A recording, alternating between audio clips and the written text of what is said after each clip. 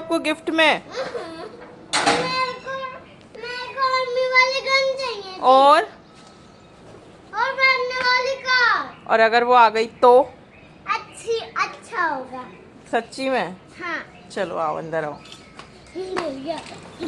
उसको हटा के देख। अरे रुको रुको रुको रुको रुको रुको रुको रुको रुको रुको। क्या है इसमें? इसके अंदर क्या होगा? क्या बैठने वाली कार आएगी। सच्ची? हाँ। वो तो मेरी है कि तेरी है? मेरी है। 1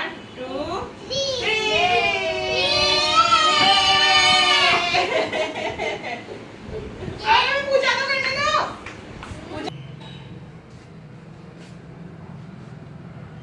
कार होती है ना तो ऐसे पूजा करनी होती है बिल्कुल। ठीक है,